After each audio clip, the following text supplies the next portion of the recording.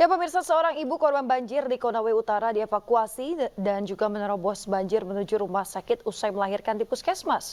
Korban dievakuasi lantaran masih terdapat plasenta bayi di dalam kandungannya.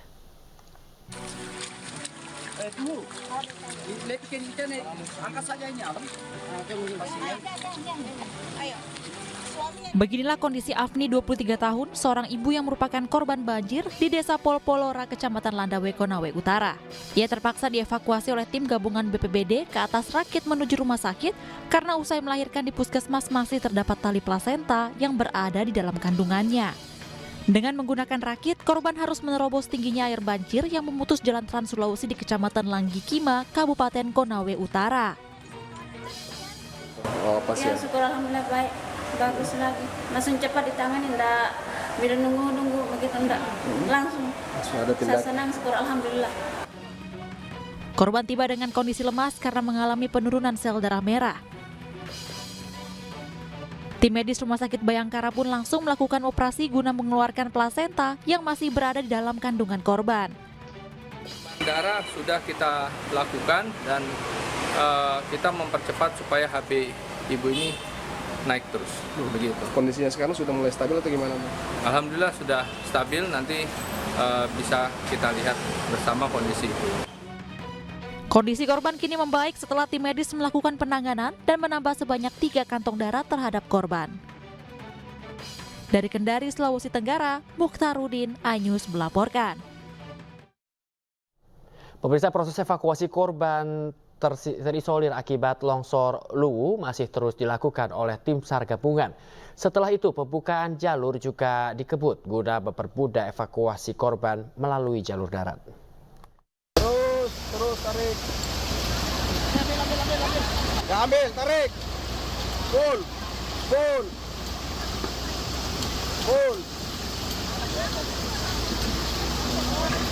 Lagi. Dengan metode flying fox dan perahu karet, tim SAR gabungan berhasil mengevakuasi warga yang terisolir di Kecamatan Suli Barat, Kabupaten Luwu, Sulawesi Selatan.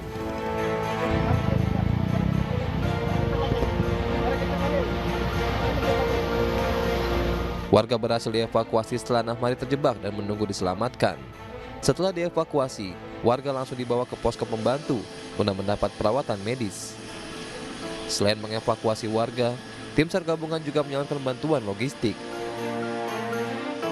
Proses pembukaan jalur di Kecamatan Latimojong juga terus dikebut dengan menurunkan 4 unit alat berat. Saat ini mulai dari luar sudah ada 4 alat berat yang beroperasi untuk membuka akses jalan untuk yang akibat longsor ini. Kita sudah ada beberapa titik-titik yang sudah tertangani.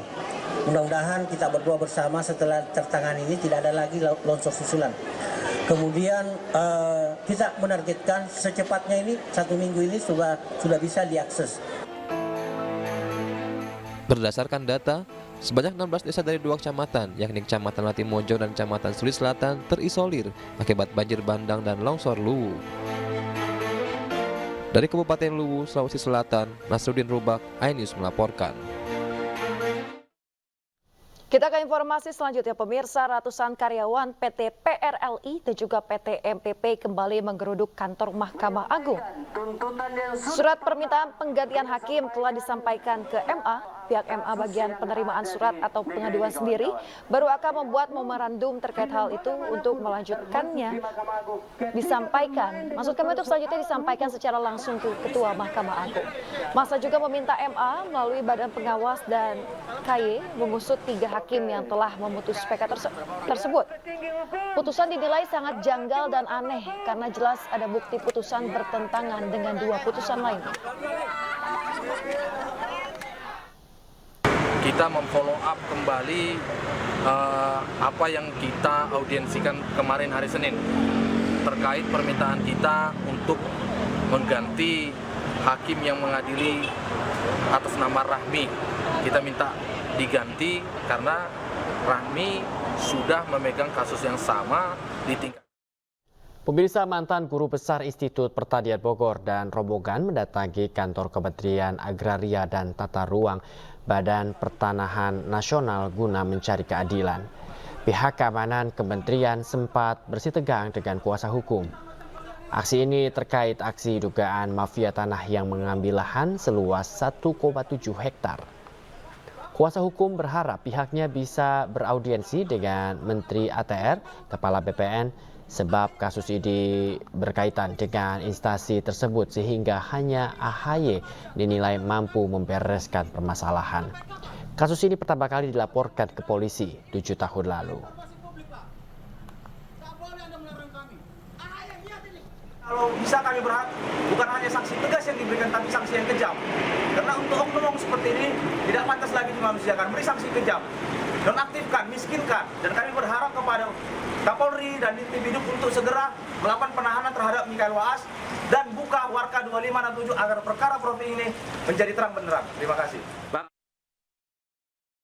Diduga melakukan tindak pidana penipuan dan pemalsuan dengan nilai kerugian sebesar 31 miliar rupiah, PT Sinar Bintang Samudra SBS melaporkan karyawannya.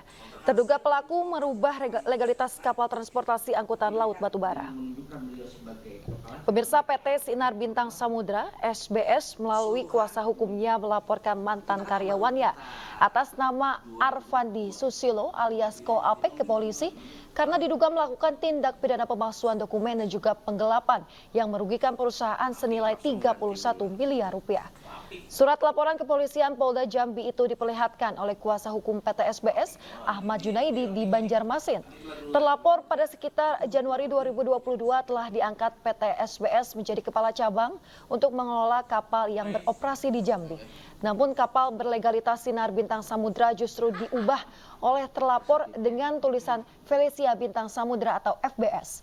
Dokumen lain milik SBS juga telah dipalsukan. Dari 10 unit tongkang, pemirsa, milik PT SBS sudah ditemukan di Batam dengan surat dokumen tongkang yang sudah berubah nama lambungnya. Sedangkan 6 unit tongkang lainnya masih dalam pencarian. Keseluruhan kita kan yang baru kita SBS telah melaporkan tepatnya pada tanggal 17 April 2024 di Polda Provinsi Jambi dengan 2 LV. Yang pertama tentang adanya dugaan tindak pidana pemalsuan surat dan dokumen dan penggelapan dalam jabatan karena beliau telah diangkat oleh PT SBS sebagai kepala cabang untuk mewakili pengelolaan. Pemirsa, mengatasi keluhan warga akan terbatasnya akses jalan, Kodim 0623 Cilegon, Banten menggelar program TNI Manunggal Membangun Desa ke-120. Dalam program kali ini difokuskan dalam pembukaan akses jalan baru, mempermudah akses menuju perkotaan, serta meningkatkan taraf perekonomian warga.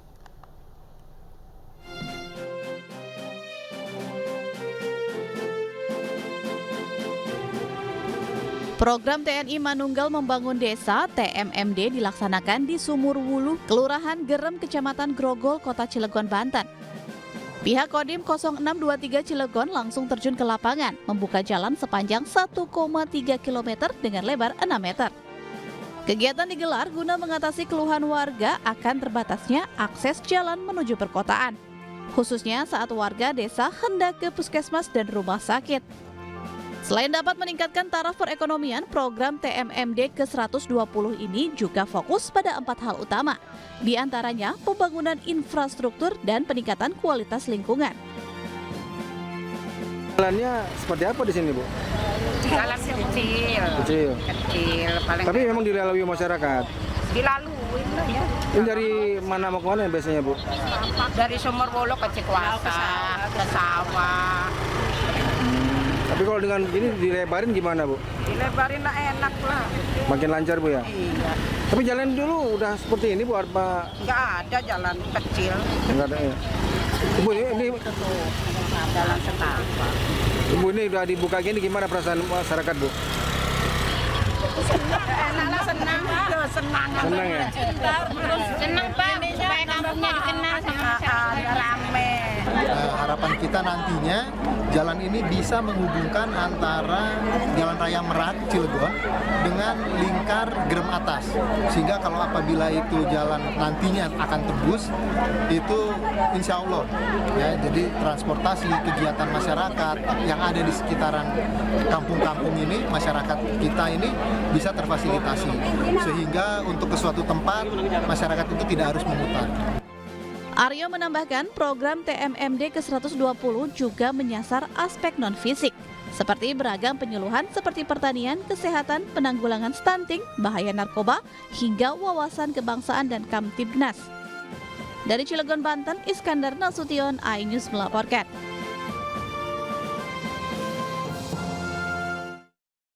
Pemirsa, sampah biasanya menimbulkan beragam permasalahan. Namun di Cilegon, Banten, sampah justru bisa disulap menjadi bahan bakar pengganti batu bara dan juga aspal.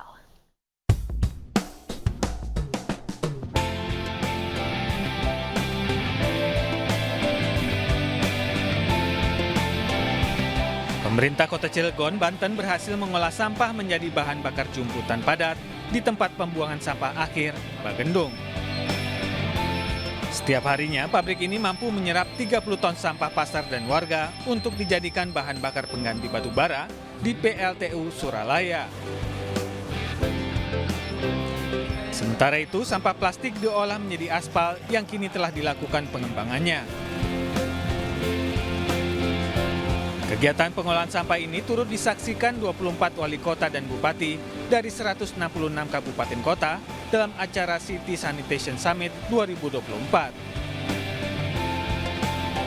Dan ini menjadi salah satu inspirasi serta motivasi bagi kami yang berada di kabupaten-kabupaten ingin juga suatu saat punya pengolahan sampah seperti Cilegon dan pastinya bisa bermanfaat untuk daerah, bermanfaat untuk masyarakat yang ada di sekitar sini, bahkan sampai untuk energinya nanti ya. Yang kami bikin ini, sampah Bagendong ini tidak menggunakan dana APBD Kota Cilegon. Ya, kami minta bantuan, dapat bantuan dari PLN, kemudian lagi dalam proses tadi Dirjen dari Cipta Karya juga hadir, artinya dalam proses lelang mudah-mudahan di akhir tahun ini. Jadi yang dibawa nanti kurang lebih 200 ton per hari.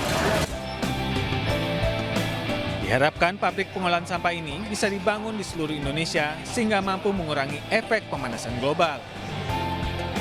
Dari Cilegon, Banten, Iskandar Nasution, iNews melaporkan.